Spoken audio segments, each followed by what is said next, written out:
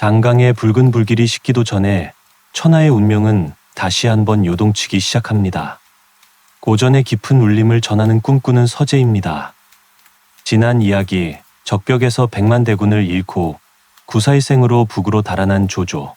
그는 패배의 상처를 씻기도 전에 서쪽에서 불어오는 거친 모래바람과 마주하게 됩니다. 아버지 마등의 원수를 갚기 위해 서량의 사자 마초가 분연히 일어난 것이지요. 은빛 투구의 흰 도포를 휘날리며 중원을 위협하는 금마초의 서슬퍼런 칼날은 조조의 목전을 겨누고 천하의 패자 조조는 생애의 가장 굴욕적인 도주극을 펼치게 됩니다. 한편 형주에 머물며 때를 기다리던 유비현덕은 드디어 천하삼분의 마지막 조각인 촉당을 향해 거대한 발걸음을 옮깁니다. 방통이라는 새로운 날개를 얻고 서천의 험준한 산맥을 넘는 영웅의 고독한 행복, 복수와 찬탈, 그리고 새로운 제국의 탄생이 엇갈리는 대서사시. 삼국지 제7편 발톱 잃고 쫓겨가는 범. 그 치열한 기록을 지금 시작합니다. 허도의 겨울은 차가운 서리보다 더 매서운 살기로 가득했습니다. 조조는 서량의 강자 마등을 제거하기 위해 그를 허도로 불러들이는 덫을 놓았습니다. 마등은 조조의 속셈을 짐작하면서도 한실의 원수를 갚겠다는 일념으로 두 아들 마휴, 마철과 함께 죽음의 길로 들어섭니다. 이때 허도에는 조조의 오만함에 분노를 품은 실랑 황규가 있었습니다. 그는 마등을 은밀히 찾아가 조조를 습격할 계획을 세우며 술잔을 기울였습니다. 하지만 영웅들의 결의는 비열한 욕망 앞에 허망하게 무너지고 맙니다. 황규의 천암 묘택은 평소 흠모하던 황규의 애첩, 이춘향을 차지하기 위해 이들의 거사 계획을 조조에게 밀고해 버립니다. 조조의 서슬 퍼런 추궁 앞에 선 황규는 천암의 배신에 피눈물을 쏟으며 이렇게 절규했습니다. 간사한 놈! 내가 내 놈의 탐욕을 몰라보고 대사를 그르쳤구나! 조조는 자비 없이 명령했습니다. 마등과 그 자식들, 그리고 황규의 일가족을 모조리 성문 밖으로 끌어내라. 경장의 선 마등은 하늘을 우러러 역적 조조를 죽여 한의 원수를 갚으려 했거늘 간신배의 혀에 노란하다니 원통하다며 장렬한 최후를 맞이했습니다. 처형이 끝난 후 밀고의 대가로 이춘향을 달라고 청하는 묘택을 향해 조조는 싸늘한 미소를 지으며 꾸짖었습니다. 자신의 형님을 팔아 정욕을 채우려는 놈을 내 어찌 곁에 두겠느냐? 저놈과 저 계집도 함께 목을 베어라! 결국 배신자들 또한 차가운 칼날 아래 사라졌습니다. 서량에서 이 비보를 접한 마초는 그 자리에서 대지에 몸을 던져 통곡했습니다. 그는 아버지가 돌아가신 쪽을 향해 3번 절하며 피 맺힌 다짐을 올렸습니다. 조조! 내 놈의 살점을 씹고 그 피를 마시지 않으면 내 어찌 인간이라 하겠느냐! 은빛 투구에 사자 가죽을 두르고 흰 도포를 휘날리며 말 위에 오른 마초의 위용은 마치 전쟁의 신이 강림한 듯 장엄했습니다. 복수심에 불타는 서량의 20만 대군은 이제 조조의 심장을 겨누며 중원을 향해 노도와 같이 진격을 시작했습니다. 분노로 무장한 마초의 서량 기병은 파죽지세로 진격하여 천희의 요새 통관을 들이쳤습니다. 조조는 맹장 조홍과 서왕에게 명하여 열흘간 성문을 굳게 닫고 버트아 엄명을 내렸습니다. 절대로 성문을 열지 마라. 만약 열흘 안에 관문을 잃는다면 너희의 목을 칠 것이다. 하지만 마초의 도발은 지류했습니다. 매일같이 성 아래 나타나 조조와 조홍의 조상을 모욕하는 마초의 외침에 성격 급한 조홍은 참을 수가 없었습니다. 서왕이 승상의 명을 잊으셨습니까? 저것은 유인책입니다. 라고 만류했지만 조홍은 저 무지몽매한 서량 놈들의 주둥이를 당장 찢어놓겠다. 여 성문을 열고 뛰쳐나갔습니다. 기다렸다는 듯 마초의 창끝이 조홍의 목전을 위협했고 조홍은 열합도 버티지 못한 채 목숨을 구걸하며 달아났습니다. 그 틈을 탄 서량의 정예철기군이 폭풍처럼 밀려들자 철옹성 같던 통관은 허망하게 무너지고 말았습니다. 통관을 잃었다는 소식에 격분한 조조는 직접 대군을 이끌고 나섰습니다. 조조는 언덕 위에서 금마초의 위용을 내려다보며 짐짓 여유로운 척 외쳤습니다. 역적의 자식아, 어찌 감히 황제의 군대에 맞서느냐. 당장 말해서 내려 항복하라. 하지만 마초는 차가운 안광을 내뿜으며 대답했습니다. 내 아버님과 동생들의 원수 조조는 어디 있느냐? 오늘 내 놈의 목을 베어 부친의 영전에 바치리라. 전투가 시작되자 마초의 무용은 가히 귀신과 같았습니다. 조조의 장수 우금은 열합을 견디지 못하고 말머리를 돌렸고 장암마저 21만의 등을 돌려 달아났습니다. 마초가 직접 은빛 창을 휘두르며 조조의 본진을 파고들자 평생을 전쟁터에서 보내며 천하를 호령하던 조조조차 공포에 질려 비명을 질렀습니다. 서량의 젊은 사자가 내뿜는 기백 앞에 조조의 위엄은 연기처럼 흩어지고 있었고 대륙의 패자는 이제 살기 위해 자신의 자존심을 버려야 하는 절체절명의 위기에 빠지게 됩니다. 통관을 잃고 퇴각하던 조조의 군사들은 서량 기병의 무시무시한 말발굽 소리에 혼비백산했습니다. 그 선두에는 분노로 눈이 뒤집힌 마초가 은빛 창을 휘두르며 폭풍처럼 몰아치고 있었죠. 마초의 외침이 들판을 울렸습니다. 저기 붉은 도포를 입은 자가 조조다. 절대로 놓치지 마라. 이 소리에 소스아치게 놀란 조조는 급히 말 위에서 붉은 비단 도포를 벗어 던졌습니다. 오직 살아야겠다는 일념뿐이었지요. 하지만 추격은 멈추지 않았습니다. 이번에는 서량 병사들이 입을 모아 외쳤습니다. 수염이 긴 놈이 조조다. 조조는 앞이 캄캄해졌습니다. 그는 품에서 단검을 꺼내 그토록 아끼던 길고 수려한 수염을 싹둑 잘라내기 시작했습니다. 천하를 호령하던 승상이 제 손으로 수염을 깎으며 도망치는 꼴은 그야말로 목불인견이었지요. 이를 본 마초는 조롱 섞인 목소리로 다시 소리쳤습니다. 이제는 수염이 짧은 놈이 조조다. 그러자 조조는 깃발 1000조각을 찢어 턱을 싸매고 얼굴을 가린 채 미친 듯이 말채찍을 휘둘렀습니다. 마초가 기어이 조조의 뒤를 바짝 추격해 창을 내질렀습니다. 조조는 비명을 지르며 나무 뒤로 몸을 숨겼고 마초의 창은 육중한 소리를 내며 고목에 깊숙이 박혔습니다. 마초가 창을 빼내려 낑낑거리는 그 절체절명의 순간 조홍이 나타나 가로막았습니다. 승상, 어서 피하십시오. 제 목숨을 바쳐서라도 막겠습니다. 조홍이 죽기를 각오하고 마초를 막아선 덕분에 조조는 겨우 목숨을 보전하여 본진으로 돌아갈 수 있었습니다. 만신창이가 된 조조는 긴 한숨을 내쉬며 내 오늘 어린 놈에게 이런 수치를 당할 줄이야 라고 탄식하며 이를 갈았습니다. 조조는 마초의 기병을 막기 위해 위수강가의 진을 치고 성을 쌓으려 했습니다. 하지만 이곳의 지형은 고운 모래와 진흙뿐이라 낮에 성벽을 쌓아 올려도 밤이면 맥없이 무너져 내리기 일쑤였습니다. 이 일을 어찌할꼬? 성이 서지 않으니 마초의 기병을 막을 길이 없구나. 조조가 깊은 시름에 잠겨 있을 때 누규라는 인물이 찾아와 기막힌 방책을 내놓았습니다. 누규는 하늘을 살피더니 나지막이 말했습니다. 승상, 지금은 한겨울입니다. 오늘 밤 북풍이 거세게 불터이니 모래 위에 물을 부어 보십시오. 하늘이 승상을 도울 것입니다. 조조는 무릎을 탁 쳤습니다. 즉시 군사들을 총동원하여 모래를 쌓고 그 위에 위수의 강물을 퍼 올려 쉴 새 없이 부었습니다. 매서운 북풍이 몰아치자 모래 섞인 물은 순식간에 꽁꽁 얼어붙어 바위보다 단단한 얼음벽이 되었습니다. 다음 날 아침, 안개가 걷히자 마초의 눈앞에는 하얗게 빛나는 거대한 얼음성이 우뚝 솟아 있었습니다. 단 하룻밤 만에 신기루처럼 나타난 성체를 보며 마초는 경악했습니다. 조조에게 귀신이 붙었단 말이냐? 어찌 하룻밤 사이에 저런 견고한 성을 쌓았단 말인가? 마초는 분노하여 얼음성을 향해 돌격했지만 미끄러운 얼음벽 위에서는 서량 기병의 용맹도 소용이 없었습니다.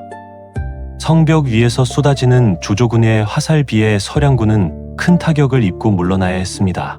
조조는 성루에 올라 멀어지는 마초의 뒷모습을 보며 회심의 미소를 지었습니다. 어린 마초야, 무력만으로는 천하를 얻을 수 없는 법이다. 비록 시작은 굴욕적이었으나 조조는 노예한 지략으로 다시 한번 전세를 뒤집으며 서량의 젊은 사자를 막다른 골목으로 몰아넣고 있었습니다. 위수가의 얼음성이 세워진 후 전장은 잠시 폭풍 전야의 고요함에 휩싸였습니다. 하지만 그 정적을 깨고 마초가 성문 앞으로 달려나와 사자우를 토해냈습니다. 조조는 들어라! 너희 진영에 호치라 불리는 허저가 있다던데 그 미련한 호랑이 놈을 당장 내보내라! 내 오늘 그 놈의 가죽을 벗겨내겠다!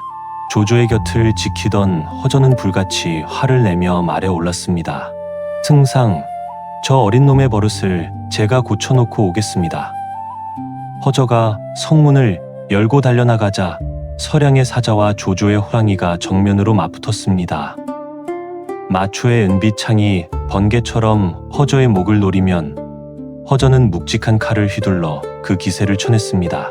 백여 합을 싸워도 승부가 나지 않자 두 영웅의 말들조차 지쳐 씩씩거릴 정도였지요. 잠시 진영으로 돌아가 말을 갈아탄 허저는 갑자기 입고 있던 갑옷을 거추장스럽다는 듯 하나씩 벗어 던지기 시작했습니다. 치열하게 하나 걸치지 않은 맨몸에 근육이 울퉁불퉁 솟아오른 허저가 다시 달려나오자 마초조차 당황하여 눈을 가늘게 떴습니다. 이 미련한 놈아! 맨몸으로 내 창을 어찌 받으려 하느냐! 허저는 아랑곳하지 않고 포효했습니다. 죽고 사는 것은 하늘에 달린 것! 오늘 너와 끝장을 보겠다! 맨몸의 허저는 마초가 내지르는 창을 겨드랑이에 끼워 잡아 꺾으려 들었고 두 사람은 말 위에서 서로를 끌어내릴 듯 육탄전을 벌였습니다. 땀방울과 핏방울이 튀는 이 처절한 광경을 지켜보던 조조는 가슴을 졸이며 허저가 위태롭구나. 어서 장수들은 나가서 도와라. 여명을 내렸습니다. 결국 양 진영의 군사들이 뒤섞이며 난전이 벌어졌고 두 영웅의 전설적인 맞대결은 무승부로 끝이 났지만 허저의 기계는 서량군 전체를 벌벌 떨게 하기에 충분했습니다. 허저의 무용에도 불구하고 마초의 기세가 꺾이지 않자 조조는 지략가 가후를 불러 무력 대신 머리를 쓰기로 했습니다. 가후는 마초와 그의 숙부 한수의 사이를 갈라놓는 이간계를 제안했지요. 승상, 서량군은 마초의 무력과 한수의 경륜이 합쳐져 강한 것입니다. 그들의 믿음에 금을 가게 하십시오. 다음 날 조조는 한수에게 사람을 보내 단둘이 만나기를 청했습니다. 두 사람은 전장 한복판에서 말머리를 맞댔습니다. 하지만 조조는 전황에 대해서는 입도 뻥긋하지 않고 오로지 옛날 이야기만 늘어놓았습니다. 한 장군, 우리가 젊었을 때 허도에서 보았던 그 매화꽃을 기억하시나? 자네 선친께서도 참으로 강직한 분이셨지. 조조는 깔깔거리며 한수의 어깨를 두드렸고 한수는 당황하면서도 옛 추억에 젖어 고개를 끄덕였습니다. 이 광경을 멀리서 지켜보던 마초의 의심은 싹트기 시작했습니다. 적장과 무슨 이야기를 그렇게 길게 나누셨습니까? 마초의 추궁에 한수는 그저 옛날 이야기뿐이었다고 답했지만 마초의 눈빛은 이미 차갑게 식어 있었습니다. 조조는 여기에 쐐기를 받기 위해 한수에게 편지 한 통을 보냈습니다. 그런데 그 편지 곳곳에는 중요한 대목마다 먹칠이 되어 있고 글자가 지워져 있었지요. 마초가 그 편지를 가로채 확인하고는 노발대발하며 한수의 멱살을 잡았습니다. 숙부, 조조와 내통하며 우리를 팔아넘기려 한 것이오? 이 먹칠한 부분들이 바로 조조와 맺은 밀약의 증거가 아니고 무엇이란 말이오? 한수는 억울함에 가슴을 쳤습니다. 조카, 이건 조조의 계략이다. 내가 직접 지은 것이 아니란 말이다. 하지만 한수가 결백을 주장할수록 마초의 의심은 확신으로 변해갔고 굳건했던 서량의 동맹은 조조의 먹칠 한 번에 속절없이 무너지기 시작했습니다. 조조가 뿌린 의심의 씨앗은 서량군의 진영을 뿌리째 흔들어 놓았습니다. 숙부 한수를 향한 마초의 의심은 이미 걷잡을 수 없는 불길이 되어 타올랐지요. 어느 날 밤 한수의 막사 안에서 장수들이 은밀히 모여 마초의 성미가 저토록 불같으니 차라리 조조에게 투항하여 목숨을 보전하자며 수군거리고 있었습니다. 이때 막사 밖에서 모든 것을 듣고 있던 마초가 번개같이 안으로 들이닥쳤습니다. 마초는 시퍼런 칼을 뽑아들고 포효했습니다. 역적 놈들, 감히 숙부와 짜고 나를 팔아넘기려 하느냐.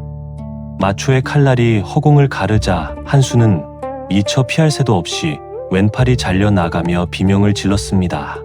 막사 안은 순식간에 피비린내 진동하는 아수라장이 되었고 한수의 부하들이 마초를 에워싸며 처절한 난전이 벌어졌습니다.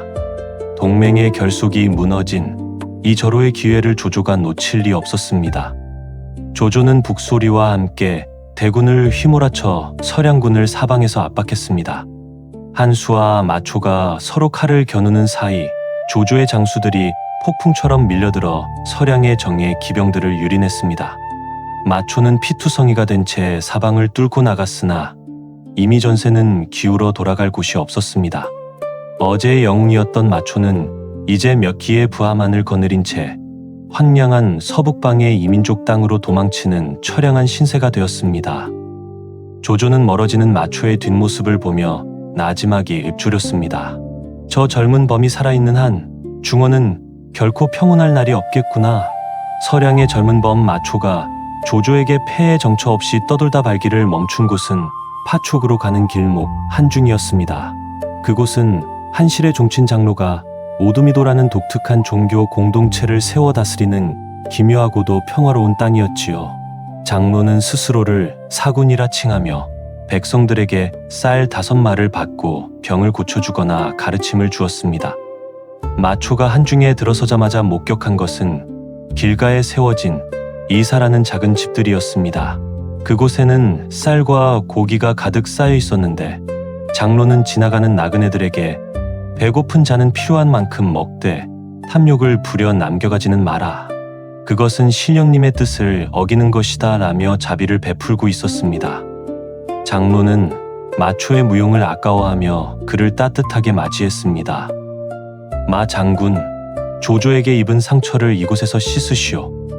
우리 한중은 칼날보다 믿음으로 다스리는 곳이니 장군의 창끝도 잠시 쉬어갈 수 있을 것이오. 마초는 장로의 배려에 감복하면서도 한편으로는 장로의 동생 장위가 부추기는 야심에 귀를 기울였습니다.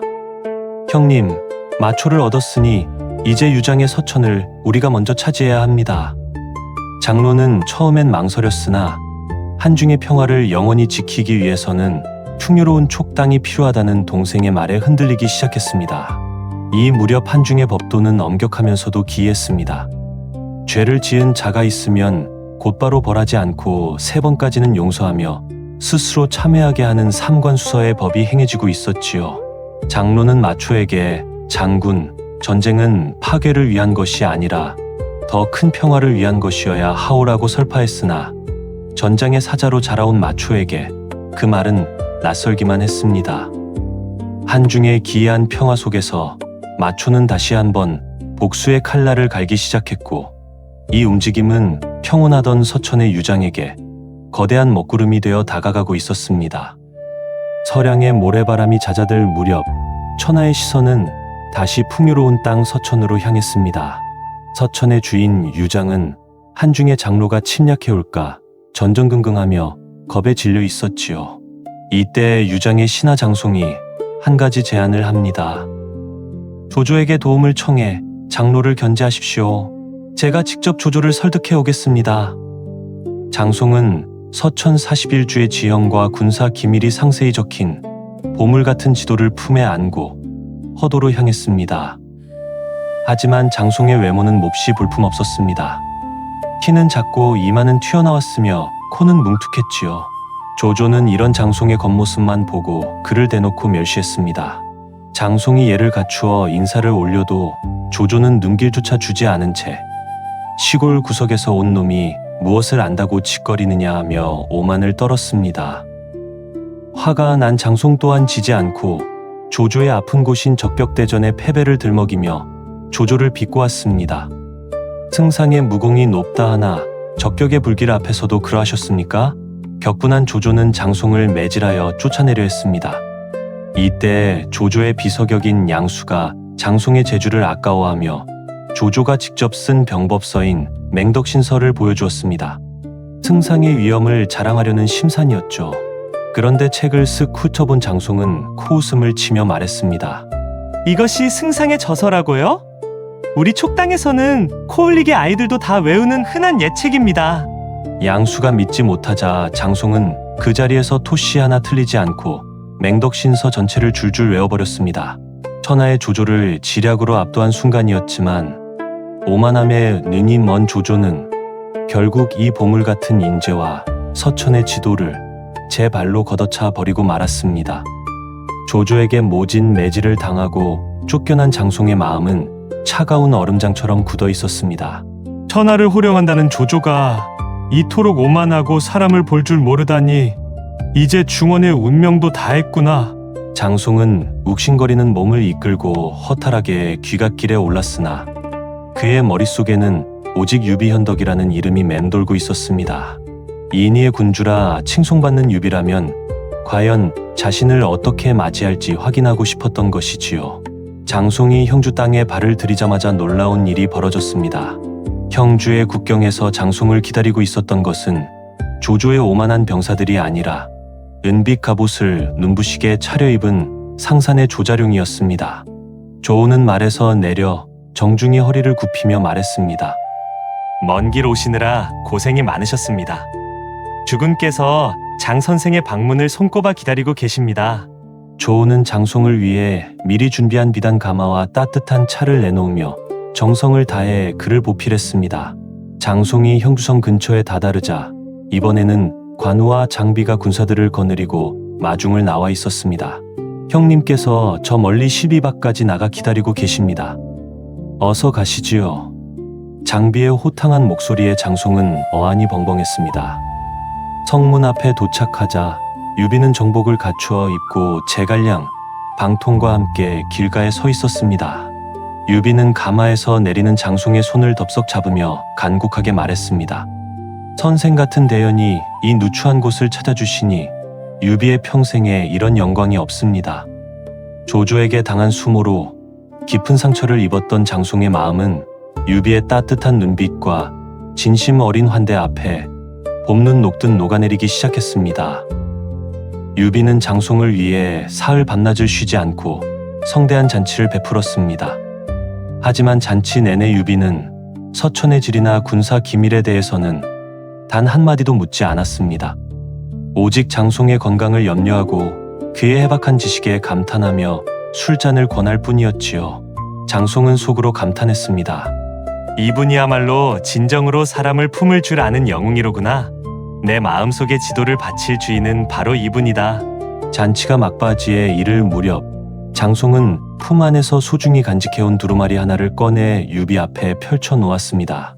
그것은 서천 41주의 지형과 보루, 군량 창고와 군사 배치도까지 상세히 기록된 비밀 지도였습니다. 장송은 떨리는 목소리로 말했습니다. 황숙, 조조는 오만하여 사람을 버렸으나 저는 사람을 얻고자 합니다. 이 지도는 서천의 심장과도 같습니다. 오직 인의를 아는 황숙만이 이 땅의 주인이 되실 자격이 있습니다. 곁에 있던 방통이 눈을 반짝이며 거들었습니다. 주군, 이것은 하늘이 내리신 기회입니다. 서천은 땅이 비옥하고 요새가 험준하여 대업의 기틀이 되기에 충분합니다. 장 선생의 진심을 받아들이십시오. 유비는 지도를 바라보며 깊은 고뇌에 잠긴 듯 하더니 이내 장송의 손을 다시 한번 꽉 잡았습니다. 선생의 이 귀한 뜻을 어찌 잊겠습니까? 내가 익주로 가는 것은 영토를 탐해서가 아니라 도탄에 빠진 백성을 구하고 선생의 진심에 보답하기 위함입니다. 장송은 유비의 그 한마디에 자신의 목숨까지 바칠 결심을 굳혔습니다. 서천의 문을 열어줄 열쇠가 유비의 손에 쥐어지는 순간 천하의 형세는 급격히 서쪽으로 기울기 시작했습니다. 지도의 촘촘한 선들 사이로 새로운 제국의 서광이 비치고 있었고 유비와 장송 두 사람의 만남은 삼국지의 역사를 바꿀 거대한 소용돌이의 시작이 되었습니다. 장송이 바친 서천의 지도를 손에 쥔 유비의 집무실에는 밤늦도록 촛불이 꺼지지 않았습니다. 지도를 훑어보는 유비의 눈동자에는 복잡한 신경이 교차했지요. 방통은 그런 주군의 마음을 꿰뚫어 보듯 조용히 다가와 찻잔을 내려놓으며 입을 열었습니다. 주군, 한실의 부흥을 꿈꾸신다면 이제 형주라는 좁은 울타리를 벗어나야 합니다. 서천은 하늘이 내린 요새이자 주군께서 대업을 이룰 마지막 조각입니다. 유비는 깊은 한숨을 내쉬며 지도를 덮었습니다. 봉추 선생, 익주의 주인 유장은 나와 같은 유씨 종친이 아니오. 인이를 목숨처럼 여겨온 내가 어찌 형제의 땅을 탐낼 수 있겠소? 천하 사람들이 나를 손가락질할까 두렵소. 유비의 망설임에 방통의 눈빛이 날카롭게 빛났습니다. 방통은 허리를 곧게 펴고 단호한 어조로 유비를 압박했습니다. 주군, 지금은 춘추전국 시대가 아닙니다. 주군께서 취하지 않으시면 조조가 삼킬 것이고 조조가 삼키면 백성들은 도탄에 빠질 것입니다. 잠시 비난을 받더라도 나라를 바로잡는 것이 진정한 인의가 아니겠습니까? 역수가 즉거슬로 취하될 순리로 다스리면 되는 법입니다. 방통의 섯을 퍼런 일갈에 유비는 마침내 고개를 끄덕였습니다. 선생의 말이 옳소. 내 개인의 명성보다 천하의 안위가 먼저임을 잠시 잊었구려. 유비의 결단이 내려지자 형주성은 순식간에 정벌 준비로 활기를 띄었습니다. 제갈량은 형주를 지키기 위한 수성 전략을 짜고 방통은 서천으로 향할 선봉대를 조직했지요. 유비의 가슴 속에는 새로운 강토에 대한 기대감과 동족의 땅을 향해 칼을 겨눠야 하는 비장함이 동시에 소용돌이치고 있었습니다. 드디어 서천 정벌군이 움직이기 시작했습니다. 유비는 방통을 군사로 삼고 황충, 이연 등 맹장들을 거느린 채 장정에 올랐습니다. 성문 앞에는 형주를 지키게 된 관우와 장비, 그리고 제갈량이 배웅을 나왔지요. 유비는 관우의 두 손을 꽉 잡으며 당부했습니다.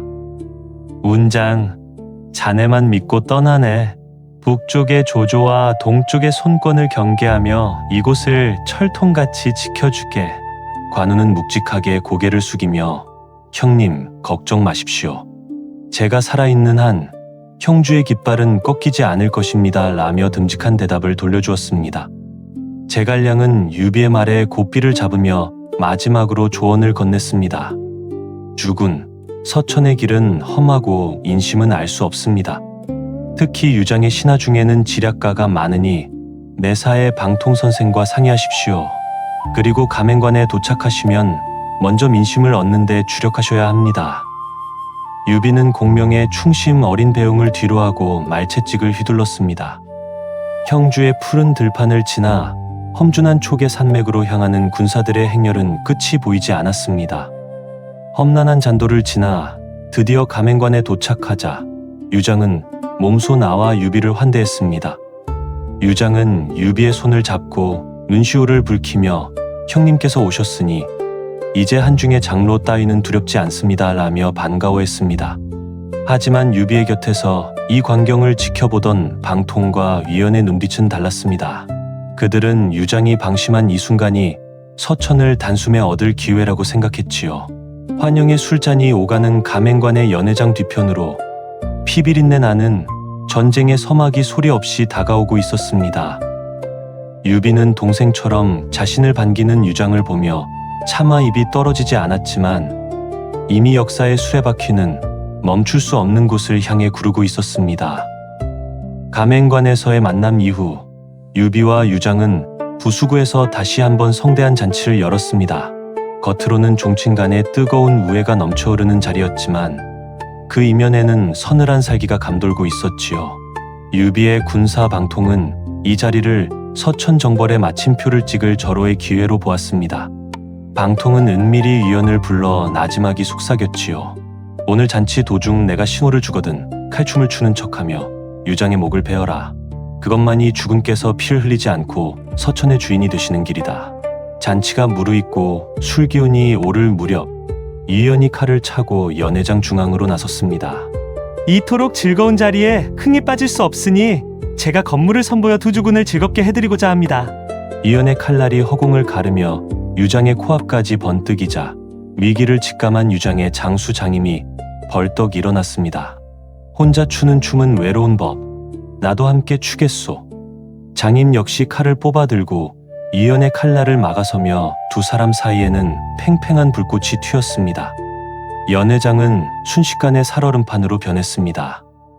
이의원이 기회를 엿보며 칼끝을 유장에게 밀어넣으려 할 때마다 장임의 칼이 무겁게 이를 쳐냈지요. 이 광경을 지켜보던 유비는 안색이 변하며 자리에서 일어나 호통을 쳤습니다. 물러가라! 이것이 무슨 무례한 짓이냐! 형제끼리 마음을 나누는 자리에 어찌 칼날이 끼어든단 말이냐! 유비는 방통을 매섭게 노려보며 단호하게 징벌을 멈추게 했습니다. 유장은 유비의 진심에 감복하여 눈물까지 글썽였으나 방통은 깊은 탄식을 내뱉었습니다. 주군의 인의가 너무 깊어 하늘이 주신 기회를 발로 차버리시는구나. 잔치 뒤에 숨겨진 칼날은 거두어졌지만 두 진영 사이의 의심은 이제 돌이킬 수 없는 강을 건너고 있었습니다. 부수구의 잔치 이후 유비는 가맹관에 머물며 민심을 다독였습니다. 하지만 유장의 장수들이 유비를 경계하며 군량을 끊으려 하자 전황은 급격히 긴박해졌지요. 방통은 더 이상 지체할 수 없음을 깨닫고 유비의 막사를 찾아갔습니다. 방통은 탁자 위에 세 통의 서신을 올려두며 단호하게 말했습니다. 주군, 이제 결단을 내리셔야 합니다. 저에게 서천을 취할 세 가지 계책이 있으니 이 중에서 하나를 택하십시오. 방통의 눈빛은 그 어느 때보다 날카로웠습니다. 먼저 상책입니다. 정예병을 골라 밤낮으로 달려 성도를 기습하는 것입니다. 유장은 대비가 없으니 단숨에 항복을 받아낼 수 있을 것입니다. 다음으로 중책입니다. 부수관을 지키는 유장의 장수 양효와 고패는 용맹하나 교만합니다. 그들에게 형주로 돌아가겠다고 속여 불러낸 뒤 그들을 베고 관문을 점령하여 성도로 진격하는 것입니다. 마지막 하책은 백제성으로 일단 물러나 형주 군사와 합류한 뒤 천천히 기회를 엿보는 것입니다. 만약 이 세 가지 중 아무것도 택하지 않고 머뭇거리신다면 우리는 이곳에서 고립되어 죽음을 면치 못할 것입니다. 유비는 지도를 뚫어지게 바라보며 고뇌에 잠겼습니다. 기습은 너무나 위험했고 물러나는 것은 대업을 포기하는 일이었지요. 마침내 유비가 입을 열었습니다. 상책은 너무 조급하고 하책은 너무 더디구려. 중책을 따르기로 하겠소. 유비의 명이 떨어지기가 무섭게 방통의 계획이 시행되었습니다. 유비는 형주로 돌아간다는 거짓 서신을 보냈고 기뻐하며 달려온 양회와 고패의 품속에서 유비를 암살하려던 비수가 발견되었습니다. 유비는 내가 너희를 도와주러 왔거늘 감히 나를 죽이려 하느냐. 여일갈한 뒤 그들을 처단했습니다. 드디어 서천의 빗장이 열리는 순간이었습니다. 방통의 지략과 유비의 결단이 맞물리며 촉당을 향한 거대한 진격의 북소리가 천지를 울리기 시작했습니다. 유비의 군대가 성도를 향해 진격하던 어느 날 밤, 군사 방통은 막사 밖으로 나와 밤하늘을 올려다보았습니다. 불길한 커다란 별 하나가 촉당의 산맥 위에서 흔들리더니 이내 빛을 잃고 떨어지는 것을 본 방통은 가슴 한구석이 서늘해짐을 느꼈지요. 하지만 그는 대업을 위해 자신의 불안을 누르고 다음 날 아침 일찍 유비를 찾았습니다. 유비는 방통의 수척한 안색을 보고는 자신이 타고 있던 백마를 끌어오게 했습니다. 유비는 정중하게 말했지요. 군사, 내 말은 오랫동안 길들여져 아주 온순하오. 험한 산길을 가야 하니 내 말을 타고 가시오. 방통은 유비의 그 지극한 배려에 감복하며 고개를 숙였습니다. 주군의 은혜를 어찌 잊겠습니까? 속히 성도를 취해 주군을 모시겠습니다. 하지만 유비의 그 따뜻한 배려가 방통에게는 독이 되고 말았습니다. 방통이 이끄는 부대가 좁고 험준한 골짜기에 들어섰을 때 갑자기 사방이 고요해지며 기분 나쁜 정적이 흘렀습니다. 방통은 문득 멈춰 서서 옆에 있던 병사에게 이곳의 지명을 물었지요. 병사가 이곳은 낙봉파라고 불립니다 라고 답하는 순간 방통의 안색이 창백하게 변했습니다. 봉황이 떨어지는 고개라니 아뿔싸. 여기가 나의 무덤이란 말인가. 방통이 미처 말머리를 돌리기도 전에 산 위에서 매복해 있던 유장의 장수 장임이 소리쳤습니다. 백마를 탄 자가 유비다. 저놈을 집중 사격하라. 장임은 유비가 평소 백마를 탄다는 것을 알고 방통을 유비로 오해한 것이었습니다. 곧 이어 하늘을 가리는 화살 비가 쏟아졌고 방통은 유비의 백마 위에서 수십 발의 화살을 온몸으로 받아내며 처절한 비명을 질렀습니다. 36의 아까운 나이, 천하를 설계하던 거대한 꿈은 그렇게 낙봉파의 차가운 흙바닥에 묻히고 말았습니다. 뒤늦게 달려온 유비는 방통의 시신을 안고 통곡하며 내 말을 준 것이 결국 선생을 죽게 했구려 라며 가슴을 쳤습니다. 와룡과 함께 천하를 평정할 날개였던 봉추, 그의 추락은 유비에게 씻을 수 없는 상처이자 대업의 가장 큰 위기로 다가왔습니다. 방통의 비보를 접한 제갈량은 형주를 관우에게 맡기고 장비와 조언을 거느린 채 서천으로 급히 발길을 옮겼습니다. 그 중에서도 장비는 육로를 통해 파죽지세로 진격했으나 파주성에 이르러 완고한 노장 엄한의 거센 저항에 부딪혔습니다. 예전의 장비라면 당장 성문을 부수고 들어가 난동을 피웠겠지만 유비와 제갈량 곁에서 단련된 지금의 장비는 달랐습니다. 장비는 성 아래에서 소리쳤지요. 엄한 장군, 당신 같은 노익장이 어찌 저런 나약한 유장을 위해 목숨을 버리려 하오. 어서 성문을 열고 대업에 합류하시오. 하지만 엄한은 화살을 쏘며 응수할 뿐이었습니다. 이에 장비는 며칠 동안 술을 마시며 방탕하게 지내는 척 연극을 꾸몄습니다. 에이, 지루하구나. 성을 공략할 방법이 없으니 그저 술이나 마시고 숲길로 우회해서 가야겠다. 장비는 일부러 첩자들이 들을 수 있도록 크게 떠들었고 가짜 장비를 내세워 숲길로 이동하는 척 위장했습니다. 이를 지켜보던 엄한은 장비의 꾀에 속아 보병을 이끌고 튀어나왔지요. 그 순간 숲속에서 진짜 장비가 호랑이 같은 함성을 지르며 나타났습니다. 늙은 도둑놈아, 내 꾀에 걸려들었구나. 생포되어 장비 앞에 끌려온 엄한은 당당했습니다. 장비가 어찌하여 항복하지 않고 무례하게 구느냐. 이어 호통을 치자 엄한은 눈 하나 깜짝하지 않고 대답했지요. 우리 서천에는 머리가 잘리는 장수는 있어도 항복하는 장수는 없다.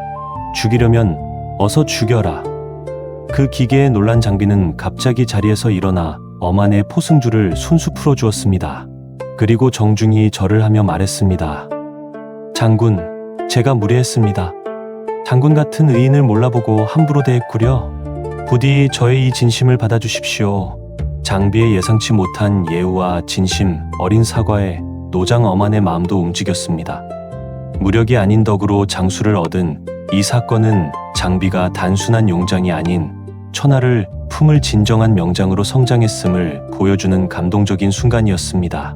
방통의 죽음으로 유비의 군대가 비탄에 잠겨 있을 때 낙성 앞 금안교를 지키는 서천 최고의 맹장 장임은 승기를 놓치지 않았습니다. 장임은 유비의 군대를 유인하기 위해 몸소 미끼를 자처하며 다리 근처에서 위용을 뽐냈지요.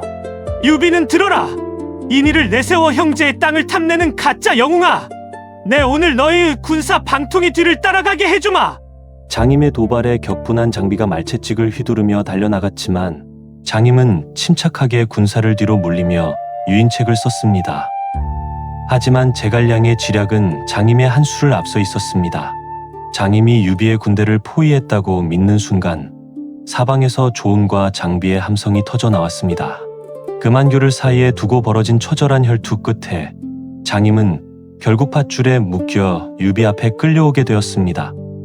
유비는 장임의 무용과 기계에 반해 그의 포승줄을 직접 풀어주려 하며 간곡히 권했습니다. 장군, 유장은 유약하여 서천을 지킬 그릇이 못되어 나와 함께 대업을 도모하여 백성을 평안케 합시다. 장군 같은 충신이 죽는 것은 천하의 손실이오. 그러나 장임의 대답은 서늘하고도 단호했습니다. 그는 유비의 눈을 똑바로 응시하며 대성통곡하듯 외쳤습니다. 충신은 결코 두 주인을 섬기지 않는 법이다. 오늘 나를 죽여 내 절개를 완성하게 해다오. 유비가 거듭 설득하며 눈물을 보였으나 장임은 항복이란 말은 내 평생 배운 적이 없다. 이어 목을 길게 늘어뜨렸습니다. 결국 유비는 장임의 목을 베라는 명령을 내리며 고개를 돌려 눈물을 훔쳐야 했습니다. 장임의 죽음은 서천 백성들에게 큰 충격을 주었고 비록 적이었으나 끝까지 주군을 위해 목숨을 바친 그의 절개는 유비가 서천을 다스리게 된 이후에도 길이길이 칭송받는 전설이 되었습니다.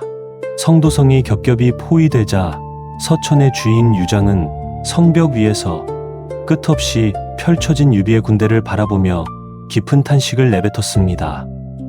유비의 군대는 엄격한 군기를 유지하며 백성들의 재물에 손끝 하나 대지 않았으나 성 안의 공포는 극에 달해 있었지요. 이때 유장의 참모들은 성을 지키기 위한 마지막 수단으로 성 밖의 들판을 모두 태우고 곡식 창고를 비워 적이 먹을 것을 얻지 못하게 하는 청야 전술을 쓰자고 제안했습니다.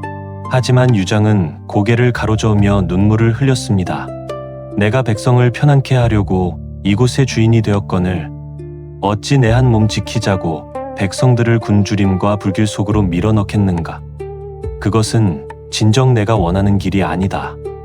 유장은 끝까지 자신을 지키겠다는 장수들을 만류하며 직접 항복의 문서를 들고 성문을 열었습니다. 소복을 입고 인장을 받쳐든 채 유비 앞에 무릎을 꿇은 유장은 나지막이 말했습니다. 형님, 제 부덕함으로 서천의 백성들이 고초를 겪었습니다. 부디 저를 대신해 이 땅의 눈물을 닦아주십시오.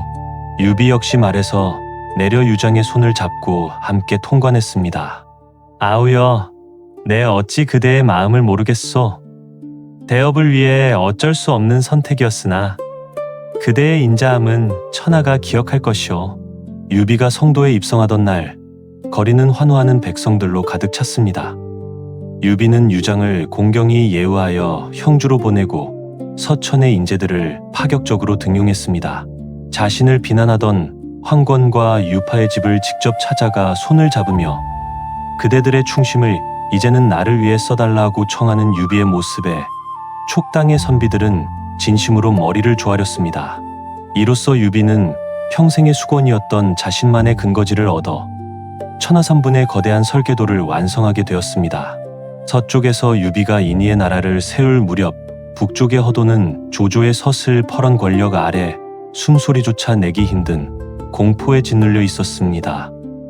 조조는 이제 승상의 자리를 넘어 이왕의 자리에 오르며 황제와 다름없는 권위를 누리기 시작했습니다. 황제의 수레를 타고 구석의 예우를 받는 조조의 오만함에 한실의 종묘는 떨고 있었지요. 헌제는 허수아비나 다름없었고 그의 곁을 지키던 복황우는 날마다 피눈물을 흘리며 밤을 지새웠습니다. 이왕의 자리에 오른 조조는 자신의 권력을 천하에 과시하기 위해 장하가의 화려한 동작대를 완공하고 성대한 연회를 열었습니다. 동작대 높은 곳에 올라선 조조의 발 아래로 수만 명의 군사가 도열했고 오색 깃발이 바람에 날리며 장관을 이루었지요. 조조는 기분이 고조되어 장수들에게 명했습니다. 저 멀리 버드나무 가지에 비단 도포를 걸어두었으니 활을 쏘아 그 고리를 마치는 자에게 내 친히 상을 내리겠다. 조조의 맹장 조휴와 조옹, 장합 등이 차례로 실력을 뽐내며 화살을 날리자 연회장은 환호성으로 가득 찼습니다. 연회는 무예뿐만 아니라 문학의 향연으로도 이어졌습니다.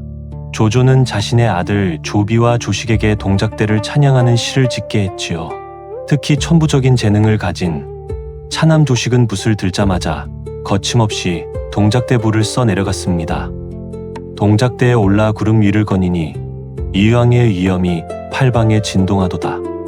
조식의 화려한 문장에 감탄한 조조는 크게 웃으며 아들의 재능을 칭송했지만 곁에서 이를 지켜보던 장남 조비의 눈빛에는 서늘한 시기심이 서렸습니다. 동작대의 화려한 불빛 아래에서 훅의 구도를 둘러싼 형제간의 암투가 소리 없이 시작된 것입니다. 조조는 술잔을 높이 들고 신하들에게 외쳤습니다. 내가 이 동작대에 앉아 천하를 굽어보니 이제 조조의 제국이 머지않았음을 느끼는구나. 조조는 스스로를 주나라의 문왕에 비유하며 은근히 황제의 자리를 넘보는 야심을 드러냈습니다. 하지만 그 화려한 연회장 한 구석에서는 조조의 오만함에 분노를 사기는 한실 충신들의 시선이 교차하고 있었습니다. 동작대의 영광은 조조에게 정점의 순간이었으나 동시에 그가 짊어져야 할 비정한 권력의 무게와 수많은 정적을 만들어내는 독이 되고 있었습니다. 이왕의 권세가 높아질수록 허도의 궁궐에는 더욱 깊고 어두운 피바람의 그늘이 드리워지고 있었습니다. 복황우는 더 이상 조조의 횡포를 묵과할 수 없어 자신의 아버지 보관에게 보낼 비밀 편지를 작성했습니다. 조조의 칼날이 이제 폐하의 목전까지 다가왔습니다. 아버님, 부디 천하의 의사들을 모아 이 역적을 처단해 주십시오. 황후는 이 밀서를 충직한 내관 목순의 상투 속에 숨겨 대궐 밖으로 내보냈습니다. 하지만 조조의 눈과 귀는 궁궐의 담장을 넘어 모든 곳에 뻗어 있었습니다. 밀서를 품고 나가던 목순은 조조의 직속 부대에게 붙잡혔고, 조조는 직접 목순의 상투를 풀어헤쳐 피 묻은 비단 편지를 찾아냈습니다. 조조는 편지를 읽어 내려가며 싸늘한 미소를 지었습니다. 황후가 나를 죽이려 하다니 내 은혜를 원수로 갚는구나. 분노한 조조는 군사들을 이끌고 궁궐로 들이닥쳤습니다. 조조의 서슬퍼런 추궁 앞에 복황후의 밀지는 결국 황실의 비극으로 이어졌습니다. 조조의 신복 화음은 군사들을 이끌고 대궐을 짓밟으며 복황후를 찾아 나섰지요. 공포에 질린 황후는 궁궐 구석의 이중벽 뒤에 몸을 숨겼으나, 화음은 잔인하게도 벽을 부수고 황후의 머리채를 휘잡아 끌어냈습니다. 맨발로 끌려 나온 황후는 마당에 서 있던 헌제를 향해 피눈물을 흘리며 애원했습니다. 폐하, 부디 저를 살려주십시오. 저를 버리지 마십시오. 헌제는 눈물을 훔치며 차마 황후를 쳐다보지 못한 채 고개를 떨궜습니다. 내 목숨 또한 언제 끊어질지 모르는 마당에 내 어찌 황후를 구할 수 있겠소? 황제의 이 무력한 대답은 한실의 운명이 다했음을 보여주는 슬픈 절규였습니다. 조조는 한 걸음 더 나아가 황후가 낳은 두 어린 황자들마저 끌어냈습니다. 황제는 조조에게 무릎을 꿇고, 아이들은 아무 죄가 없으니 살려달라며 통곡했지만 조조는 눈 하나 깜짝하지 않고 차갑게 대꾸했습니다. 풀뿌리를 남겨두면 훗날 반드시 화가 되는 법입니다. 저들을 모조리 옥사시켜라. 어린 아들들이 처형장으로 끌려가며 어머니를 부르짖는 소리가 대궐을 울렸으나 조조의 가슴에는 자비란 없었습니다. 복황후는 결국 몽둥이에 맞아 비참하게 숨을 거두었고, 그녀의 일가 친척 200여 명 또한 형장의 이슬로 사라졌습니다. 조조는 이 피해 숙청을 통해 천하에 자신의 권위를 다시 한번 각인시켰습니다. 황실의 권위는 조조의 장화 아래 짓밟혀 가루가 되었고, 조조는 이제 황제의 머리 위에서 군림하는 진정한 북방의 주인임을 선포하고 있었습니다. 황실의 비극 이후 허도에는 조조를 향한 분노가 소리 없이 타오르고 있었습니다.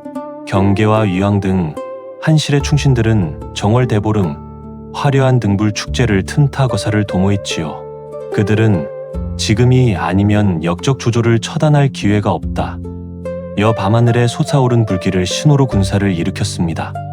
오복루 근처에서 시작된 불길은 허도의 밤하늘을 붉게 물들였고 성 안은 순식간에 아수라장이 되었습니다.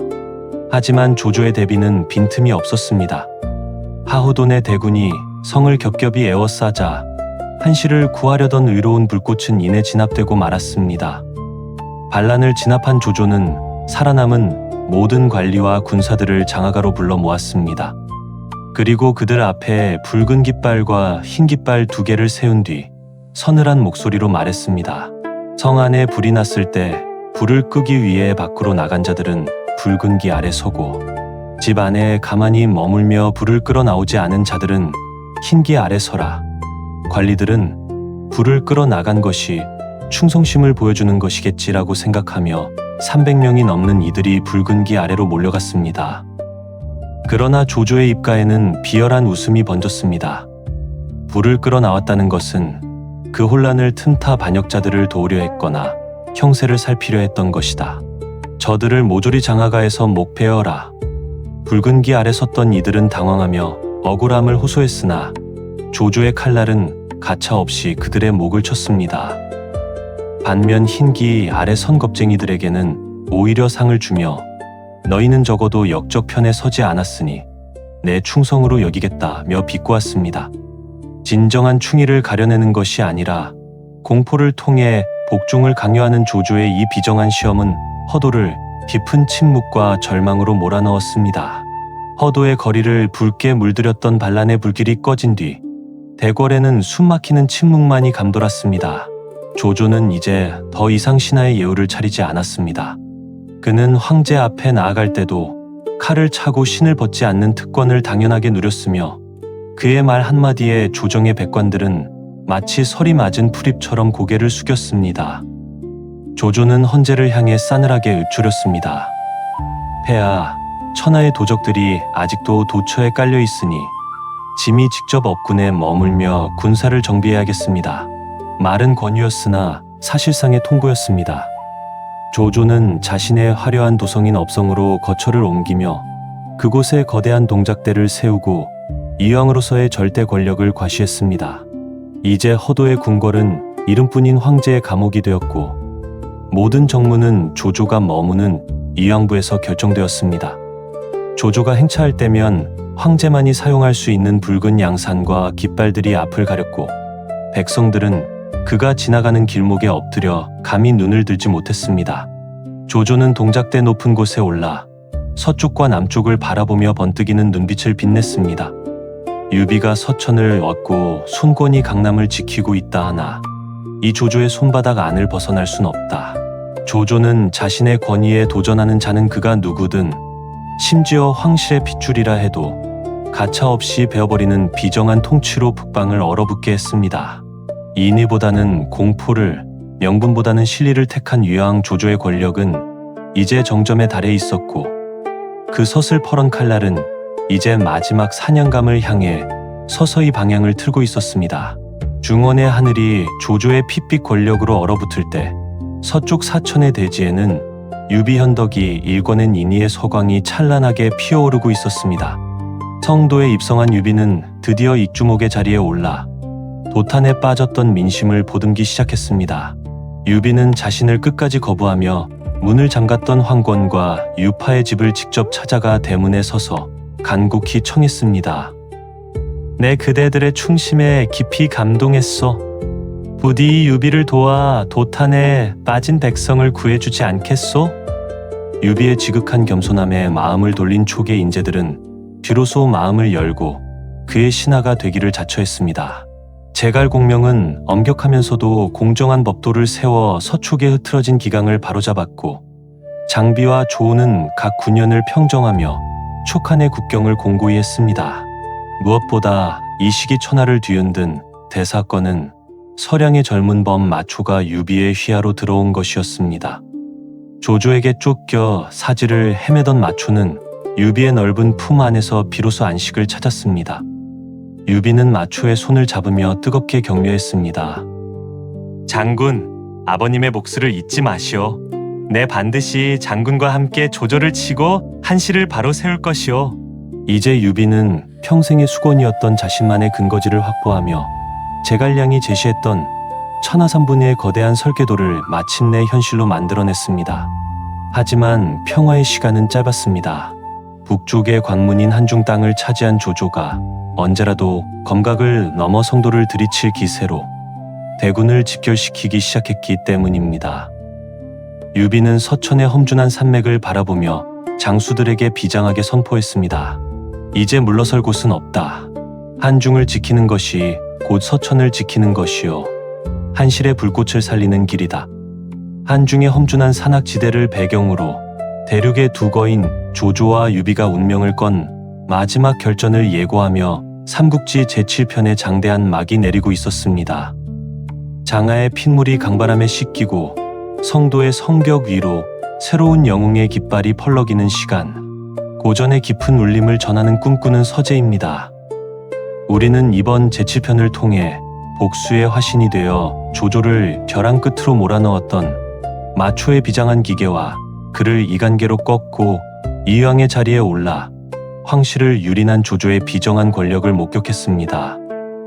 또한 방통이라는 소중한 날개를 잃으면서도 인의의 길을 멈추지 않아 마침내 촉당을 얻어낸 유비현덕의 장엄한 여정을 함께했습니다. 인의를 지키기 위해 고뇌하던 영웅은 이제 자신만의 제국을 건설하며 천하삼분의 거대한 밑그림을 완성했습니다. 그러나 권력의 정점에서 한나라의 사직을 짓밟은 조조와 새로운 땅에서 나라를 세운 유비의 운명은 이제 한중이라는 외나무다리 위에서 다시 한번 격돌하게 될 것입니다. 발톱을 잃고 쫓겨나던 범 마초는 과연 유비의 곁에서 다시 한번 중원을 향해 포효할 수 있을까요? 꿈꾸는 서재와 함께한 삼국지 제7편의 이야기는 여기서 대단원의 막을 내립니다. 이어질 제8편에서는 노익장을 과시하는 황충의 정군산 혈투와 한중의 주인을 가릴 두 거목의 운명적인 정면 승부가 펼쳐집니다. 여러분의 마음속에도 역사가 남긴 인의와 지략의 교훈이 깊은 여운으로 남길 바라며 우리는 새로운 시대의 문이 열리는 그 현장에서 다시 뵙겠습니다. 함께 해주셔서 고맙습니다. 평안한 밤 되십시오.